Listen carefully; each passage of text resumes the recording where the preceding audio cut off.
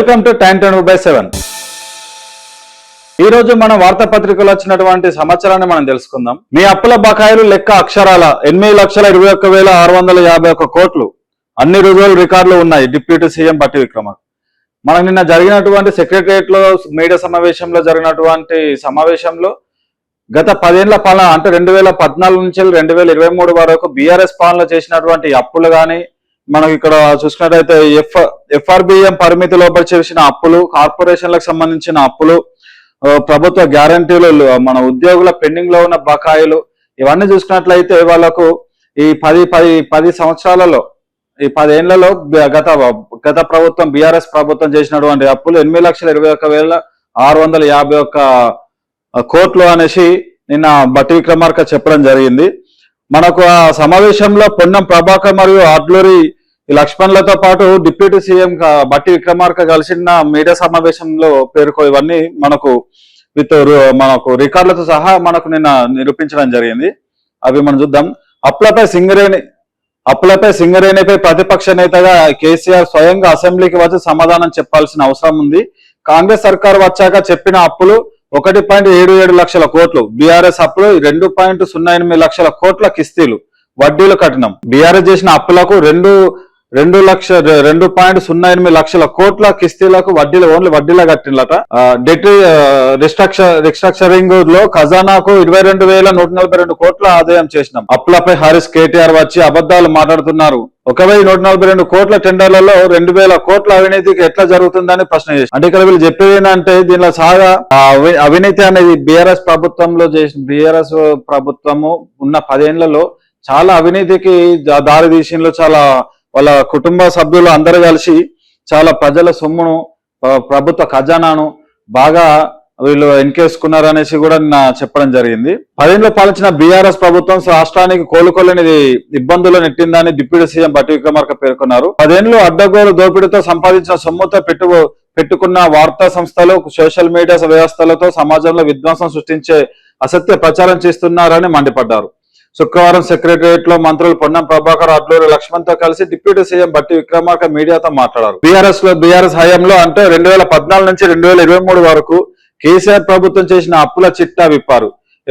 FRBM పరిమితికి లోబడిన చేసిన అప్పులు, కార్పొరేషన్ల పేరుతో తీసుకున్న ప్రభుత్వ గ్యారంటీల లోన్లు, ఉద్యోగుల పెండింగ్ బిల్లులు, డిస్కాంల బకాయిలు, ఇలా అన్ని రకాల అప్పులు కలిపితే మొత్తము 8,21,651 కోట్లు చేశారనేసి మనకు నిన్న మీడియా సమావేశంలో వీళ్ళు విత్ పేపర్స్ రికార్డ్స్ పాటు మనకు అక్కడ మీడియాకు చూపించడం జరిగింది. అలానే బొగ్గు స్కామ్ లో కూడా ఆరోపణలు విజిలెన్స్ విచారణ చేసి సింగరేణి కాలరీస్ లో 40 లక్షల టన్నుల బొగ్గు మాయమైందంటూ ప్రతిపక్ష నేత కేటీఆర్ హరీష్ రావు చేస్తున్న ఆందోళన ఎలాంటి వాస్తవం లేదని డిప్యూటీ సీఎం బట్టి విక్రమార్క పేర్కొన్నారు. అయినప్పటికీ బాధ్యతాయుతమైన ప్రభుత్వంలో ఉన్నందుకు బొగ్గు మాయం ఆరోపణల్లో నిజాలు తేల్చి ప్రభుత్వానికి నివేదిక ఇవ్వాలని సింగరేణి విజిలెన్స్ డైరెక్టర్ ను ఆదేశించారన్నమాట. సమగ్ర విచారణ అనంతరం వాస్తవాలను ప్రజల ముందుకు ఉంచుతామని పేర్కొన్నారు. 130 ఏళ్ల చరిత్ర కలిగిన సింగరేణి ఆస్తులు వరుస వనరుల రాష్ట్ర ప్రజలవి. ఈ సంస్థ ఎన్నో ఏళ్లుగా సేవలు అందిస్తోంది. సింగరేణుల వ్యవస్థలు చాలా పటిష్టంగా ఉన్నాయి. 1 కేజీ బొగ్గు కూడా అక్రమంగా బయటకు వెళ్లే అవకాశం లేదు. రాష్ట్ర ప్రభుత్వం సింగరేణి బలోపేతం చేసేందుకు ప్రయత్నిస్తుంది. ప్రతిపక్షాల అబద్ధ ప్రచారంతో సంస్థలను ప్రతిష్టను మంట గలుపుతున్నాయనేసి నిన్న బట్టి విక్రమార్క పేర్కొనడం జరిగింది. అట్లనే ఇక్కడ చూసుకున్నట్లయితే వాళ్ళు ఎటువంటి రకాల అప్పులు చేసిండ్రు, దేనికి సంబంధించి ఎన్ని లక్షల కోట్లు తీసుకున్నారు అనేసి కూడా వాళ్ళు నిన్న ఇక్కడ రికార్డ్స్ అనేవి పెట్టిండ్రు. దాంట్లో మనం కొన్ని చూసుకుందాం. ఎఫ్ఆర్బిఐ అప్పులు మనకు ఎస్పీలతో తీసుకున్న ప్రభుత్వమే చెల్లిస్తున్న అప్పులు, ఎస్పీలతో సేకరించిన వాటితో చెల్లిస్తున్న అప్పులు, ఇలా చూసుకుంటే చాలా రకాలుగా మనకు ఇక్కడ మన డిస్కామ్ లో ఇంధనాల బకాయిలు గానీ, సింగరేణి బకాయిలు, ఇవన్నీ అట్లా పెండింగ్ లో ఉంది. ప్రస్తుతం ఉన్న కాంగ్రెస్ గవర్నమెంట్ కి సర్కార్ కు భారీ తలనొప్పిగా తీసుకొచ్చి పెట్టారు బీఆర్ఎస్ ప్రభుత్వం అనేసి కూడా ఇక్కడ ఈ మీడియా సమావేశంలో పేర్కొనడం జరిగింది. 2014 నాటికి 90,161 కోట్లుంటే ఈ మన 2023 నాటికి 8,21,651 కోట్ల అప్పు చేసిందనేసి ఇక్కడ 10 ఏళ్లలో ఇన్ని లక్షల కోట్ల అప్పు చేసిందనేసి వాళ్ళు పేర్కొన్నారు అనమాట. అలానే మనం ఇక్కడ చూసుకుంటే చినుకు రాలదు, మొలకం లేవదు, మబ్బులు పడుతున్నా వాన కురవట్లేదు, భారీ వర్షాలు పడతాయని ఐఎండీ చెప్తున్నా కొన్ని చోట్ల మాత్రమే మోస్తరు వానలు. తాజాగా బంగాళాఖాతంలో అల్పపీడనం, రాష్ట్ర వ్యాప్తంగా వర్షాలు. ఈ నెలలో వర్షపాత పరిస్థితుల్లో ఉండొచ్చన్న అంచనాలతో ఆందోళన. వానలు సరిగ్గా లేక వెనకబడిన పంట సాగు. నిరుడు ఈ టైంలో కంటే 6.5 లక్షల ఎకరాలకు పైగా తక్కువ. ఇంకా కొన్ని ఏరియాలలో మనకు మన వ్యవసాయ భూములలో వర్షం పడకపోవడంతో కొంతమంది వాటిని మనకు మొలకలు వేయడం జరిగింది. కాకపోతే అవి వర్షాలు ప్రభావం లేక అవి అలానే ఉండిపోవడం జరిగిందనేసి ఇక్కడ వాళ్ళు పేర్కొంటున్నారు. అట్లనే చూసుకుంటే ముఖ్యమంత్రులపై ఇష్టం వచ్చినట్టు మాట్లాడొద్దు, మద్రాసు హైకోర్టు కీలక వ్యాఖ్యలు. తమిళనాడు సీఎం విజయ్ పై అనుచిత వ్యాఖ్యలు చేసిన డిఎంకే ఎమ్మెల్యే అనితా రాధాకృష్ణకు ఎదురుదెబ్బ. బెయిల్ పిటిషన్ రద్దు చేసి కోర్టు వెంటనే అరెస్టు. మనము గత ఒక 2-3 రోజులు, ఒక 4-5 రోజులుగా చూసుకున్నట్లయితే మనకు తమిళనాడు రాజకీయంగా చాలా అడుగుదొడుగులు అనేది మనకు చాలా ఆసక్తికరంగా ఉన్నాయన్నమాట. అంటే రాజకీయాలు ఎటువంటి పరిణామాలు తీస్తాయి అనేసి కూడా జరుగుతున్నాయి. ఇప్పుడు డిఎంకే ఎమ్మెల్యేలు కూడా కొంతమంది ఇప్పుడు మనకు దళపతి ప్రస్తుతం ఉన్న సీఎం విజయ్ దళపతి మీద కొన్ని అనుచిత వ్యాఖ్యలు చేయడం, సీఎం మీద కొన్ని ఇష్టం ఉన్నట్టు మాట్లాడడం ద్వారా కూడా వాళ్ళను కొంతమందిని వాళ్ళు మన ఎమ్మెల్యే అనితా రాధాకృష్ణకు అనితా రాధాకృష్ణకు అరెస్ట్ చేయడం జరిగింది. వాళ్ళకు బెయిల్ పెట్టుకున్నారు, దాన్ని క్యాన్సిల్ చేసేసి వాళ్ళని వెంటనే అరెస్ట్ చేయాలని కూడా చేశారు. ఉన్నత స్థానాల్లో ఉన్న నేతలపై ఇష్టారీతిన అనుచిత వ్యాఖ్యలు చేయడం తగదని మద్రాస్ హైకోర్టు తీవ్ర ఆగ్రహం వ్యక్తం చేసింది. తమిళనాడు సీఎం టీవీకి అధినేత విజయ్ పై తీవ్ర వ్యాఖ్యలు చేసిన కేసులో డిఎంకే ఎమ్మెల్యే మాజీ మంత్రి అనితా రాధాకృష్ణన్ కు గట్టి ఎదురుదెబ్బ తగిలింది. ఆయన దాఖలు చేసుకున్న ముందస్తు బెయిల్ పిటిషన్ ను హైకోర్టు తిరస్కరించిన కొద్దిసేపటికే తమిళనాడు పోలీసులు శుక్రవారం అరెస్ట్ చేశారు. బెయిల్ పిటిషన్ విచారణ సందర్భంగా న్యాయమూర్తి కీలక వ్యాఖ్యలు చేశారు. అంటే ఇట్లా అరెస్ట్ చేస్తారనే ఉద్దేశంతో ఆయన ముందస్తు బెయిల్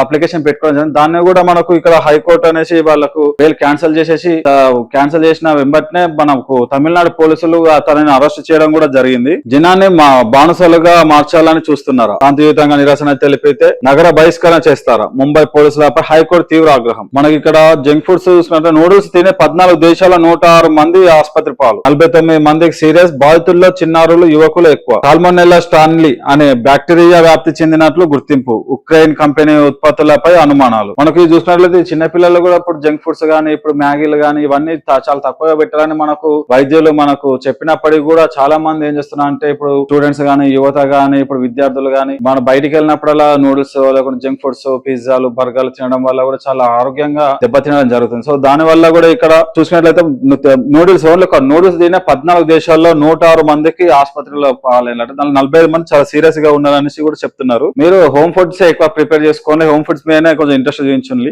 ప్రాణాలు కాపాడుకొని మీ పేరెంట్స్ కి సహకరించాలి. బయట జంక్ ఫుడ్స్ తిని ఆరోగ్యాలు పాడు చేసుకోవద్దు. నేడు మిడ్జిల్ కు సీఎం రేవంత్ రెడ్డి. మిడ్జిల్ మండల జెడ్పీటీసీగా ఎన్నికైన 20 ఏళ్లైన సందర్భంగా పర్యటన. రాజకీయంగా తొలి అడుగు వేసిన గ్రామంలో అంబేద్కర్ గోపాల్ రెడ్డి విగ్రహావిష్కరణ. మిడ్జిల్ ఉర్కొండ మండలాల అభివృద్ధికి 350 కోట్ల విలువైన పనులకు శంకుస్థాపన. అనంతరం గ్రామ శివార్లో బహిరంగ సభలో ప్రసంగించనున్న సీఎం. సభ ఏర్పాటును పరిశీలించిన అధికారులు. మనకు ఆల్మోస్ట్ ఇవాళ 11:30కు అట్లా మనకు 11:40 గంటలకు బయలుదేరి మనకు మిడ్జిల్ లో జరుగుతున్నటువంటి మనకు అంబేద్కర్ విగ్రహావిష్కరణ అండ్ గోపాల్ రెడ్డి విగ్రహావిష్కరణకు మనకు సీఎం రేవంత్ రెడ్డి వెళ్తున్నారు. ఊర్కొండ మండల అభివృద్ధికి మనకు మిడ్జిల్ ఊర్కొండ మండల అభివృద్ధికి 350 కోట్ల అభివృద్ధి పనులను శంకుస్థాపన కూడా ఇవాళ చేస్తారనేసి మనకు ఇవాళ జరుగుతుంది. అలానే దొరభూములు రైతులకే. 5 దశాబ్దాలుగా భూ సమస్యకు చెక్ పెట్టిన కాంగ్రెస్ సర్కార్. నూతన్ కాలం మధ్యరాల మండలాల సీలింగ్ భూముల సర్వే పూర్తి. 1780 మందికి రైతులకు 2959 ఎకరాల్లో పట్టాలు. జూలై చివరి నాటికి పట్టాలు ఇచ్చేందుకు సన్నాహాలు. మనకి ఇక్కడ చూసుకున్నట్లయితే మనకు సూర్యాపేటలో ఉన్నటువంటి మనకు మధ్యరాల మండలాలకు సంబంధించిన సీలింగ్ భూములు కానీ ఏవైతే ఉన్నాయో వాటిని మనకు రైతులకే వాళ్ళు సాగు చేసుకుంటున్న రైతులకే ఇప్పుడు దొరలయ్యి కానీ ఎవరన్నా కానీ రైతులకే పట్టాలు ఇచ్చేయాలనేసి కాంగ్రెస్ ప్రభుత్వం కొన్ని దశాబ్దాలుగా మనకు అంటే ఇక్కడ 5 దశాబ్దాల భూ సమస్యకు 5 దశాబ్దాల నుంచి జరుగుతున్న భూ సమస్యను కాంగ్రెస్ ప్రభుత్వం అనేది ఎట్టకేలకు వాటిని ఒక ఒక తీర్మానం ఇచ్చేసి ఒక ముగింపు చేయడం జరిగింది. ఈ జూలై నెల చివరి నాటికి పట్టాలనేది ఇప్పుడు ఎవరైతే మనకు భూ సాగు చేసుకుంటున్నారో వాళ్ళ పేరు మీద యజమాని పేరు మీద వాళ్ళు చేసుకున్న వారి పేరు మీద యజమాని అనేసి వాళ్ళకి ఈ మనకు భూధార కార్డులను కూడా అందిస్తారనేసి ఇక్కడ వాళ్ళు తెలియజేస్తారు. మనకు ఇక్కడ 5000 పోలీస్ పోస్టులకు భర్తీ. ఆర్థిక శాఖ గ్రీన్ సిగ్నల్. నోటిఫికేషన్ ఇవ్వనున్న రిక్రూట్మెంట్ బోర్డు. పోలీస్ శాఖలో ఖాళీగా ఉన్న 5000 పోస్టులకు భర్తీకి అనుమతిస్తూ ఆర్థిక శాఖ ఉత్తర్వులు జారీ చేసింది. హోంశాఖ పరిధిలోని డైరెక్టర్ జనరల్ ఆఫ్ పోలీసు పరిపాలన నియంత్రణలో వివిధ భాగాలలో ఉన్న 5,000 పోస్టులకు డైరెక్ట్ రిక్రూట్మెంట్ విధానంలో భర్తీ చేయనున్నట్లు ఉత్తర్వుల్లో పేర్కొన్నారు. ఈ పోస్టుల భర్తీకి ప్రక్రియ బాధ్యతలను తెలంగాణ రాష్ట్ర స్థాయి పోలీసు నియామక బోర్డు అప్పగించారు. ఇందుకు సంబంధించిన రిక్రూట్మెంట్ నోటిఫికేషన్ పరీక్షల షెడ్యూల్ ను వీలైనంత త్వరలో విడుదల చేయాలనేసి బోర్డును ప్రభుత్వం ఆదేశించింది అన్నమాట. టోటల్ గా వాళ్ళ ఎటువంటి పోస్టులు అయితే ఏవి ఉంటున్నాయో వాళ్ళకు తెలంగాణ రాష్ట్ర పోలీసు నియామక బోర్డుకు అప్పగించింది. వీలైనంత తొందరలోనే మనకు ఈ 5,000 ఎటువంటి 5,000 పోస్టులు ఉన్నాయో ఆ పోస్టులు అన్నిటిని కూడా వీలైనంత తొందరలోనే మనకు షెడ్యూల్ చేసేసి మనకు బయటికి నోటిఫికేషన్ రిలీజ్ చేయాలనేసి ప్రభుత్వం ఆ శాఖకు అనేది మనకు ఆదేశించడం జరిగింది అన్నమాట. ఇక్కడ మనం చూసుకుంటే ఈ రిక్షా బ్యాటరీలకు ఆపే యాప్లు తొలగించండి. ఈ రిక్షాలు ఇతర ఎలక్ట్రిక్ వాహనాలకు బ్యాటరీలను రిమోట్ ద్వారా స్విచ్ ఆఫ్ చేయగల సామర్థ్యం ఉన్న 7 యాప్లను తొలగించాలని గూగుల్ యాపిల్ సంస్థకు కేంద్ర ప్రభుత్వం ఆదేశించింది. చైనాకు సంబంధించిన యాప్స్ అయితే కొన్ని మనకు యాప్స్ ఉంటాయి. మనకు ఈవీ స్కూటర్స్ కానీ ఈవీ ఆటోలు కానీ ఏవైతే ఉన్నాయో వాటికి డైరెక్ట్ మనకు మొబైల్లో సమ్ యాప్స్ అనేది మనకు ఇన్స్టాల్ చేసుకొని దాని ద్వారా కూడా మనము వాటిని ఆపరేట్ చేయొచ్చు అన్నమాట. రన్నింగ్ లో ఉన్నప్పుడు ఆపడం కానీ మనకు అసలు స్టార్ట్ కాకుండా లాక్ చేసుకోవడం అలాంటి యాప్స్ అయితే ఏవి ఉన్నాయో అవన్నిటిని కూడా గూగుల్ మరియు యాపిల్ సంస్థలకు కేంద్ర ప్రభుత్వం వాళ్ళకు నోటీసులు ఇచ్చడం జరిగింది. ఎట్లా ఏమైతే యాప్లు ఉన్నాయో సామర్థ్యం ఉన్న 7 యాప్లను వాటిని మనకు రిమూవ్ చేయాలనేసి కూడా ఇక్కడ ప్రభుత్వం ఆదేశించింది. మనకు ఇక్కడ చూసినట్లయితే డిఎస్పీ భీమరెడ్డి అరెస్ట్ పై సస్పెన్షన్. ఆదాయానికి మించిన ఆస్తుల కేసులో డిఎస్పీ భీమరెడ్డి అరెస్ట్ పై సస్పెన్షన్ కొనసాగుతున్నది. ఇలాంటి ప్రతి కేసులోనూ అవినీతి అధికారులను అరెస్ట్ చేసి రిమాండ్ కు తరలించిన ఏసీబీ భీమరెడ్డిని అరెస్ట్ చేయకపోవడంతో పలు చర్చనీయాంశంగా మారింది. ఇప్పటి వరకు మనకు జరిగిన ఏసీబీ దాడుల్లో చాలా మందిని ఎటువంటి అధికారులనైనా మనకు అరెస్ట్ చేసి రిమాండ్ పంపుతారు. కాకపోతే ఇక్కడ డిఎస్పీ మనకు భీమరెడ్డిని మాత్రం అరెస్ట్ చేయలేదు, సస్పెన్షన్ ఎందుకు చేస్తున్నారు అనేసి కూడా మనకు ఇక్కడ చాలా వార్తలు చర్చనీయాంశంగా మారినాయంట. ఇక కార్మిక శాఖ పేరు శక్తి, కార్మిక ఉపాధి శిక్షణ కర్మాగారాల శాఖ పేరును department of skill human capital and knowledge training initiatives శక్తిగా మనకు ప్రభుత్వం మార్చింది. దీంతో పాటు ఇప్పటి వరకు పరిశ్రమల శాఖల పరిధిలోనే ఉన్న యంగ్ ఇండియన్ స్కిల్స్ వర్సిటీ బాధ్యతలను నూతనంగా ఏర్పడిన శక్తి శాఖలకు బదిలీ చేసింది అన్నమాట. మనకు అట్లనే ఇక్కడ చూసుకుంటే దేశంలోనే తొలిసారి విమాన వేలం ఇన్వాయిస్ డిస్కౌంటింగ్ పేరిట 7,000 మందిని మోసం చేసి ఫాల్కాన్ సంస్థ అంటే ఇన్వాయిస్ ద్వారా డిస్కౌంటింగ్ ద్వారా పేరిట 7,000 మందిని మోసం చేసి ఫాల్కాన్ సంస్థ ఆ సొమ్ముతో బిజినెస్ ఎయిర్ క్రాఫ్ట్ కొన్న ఫాల్కాన్ గ్రూప్ ఎండి అమర్దీప్ నేడు మార్చిన ఎయిర్పోర్ట్ లో సీజ్ చేసిన ఈడీ 14 కోట్ల విలువ చేసే ఎయిర్ క్రాఫ్ట్ ను వేలంలో కేవలం 3 కోట్లకే దక్కించుకున్నారట వాళ్ళు. దాదాపు 11 కోట్ల నష్టం దాని మీద. ఇవాళ చూసినటువంటి న్యూస్ మనకు నిన్న జరిగింది. మనకు సీఎం గానీ ఇప్పుడు బట్టి విక్రమార్క చేసినటువంటి న్యూస్ అనేది మనం ఇప్పుడు పేపర్ ఇస్తున్నాం. మరొక న్యూస్ తో మరొక వీడియోలో మరొక పేపర్లో మరొక వీడియోలో మళ్ళీ కలుద్దాం. అంతవరకు చూస్తూనే ఉండండి టైమ్ 24/7. నమస్తే. షేర్ చేయండి, లైక్ చేయండి, సబ్స్క్రైబ్ చేయండి. మరిన్ని వీడియోల కోసం బెల్ సింబల్ పై క్లిక్ చేయండి.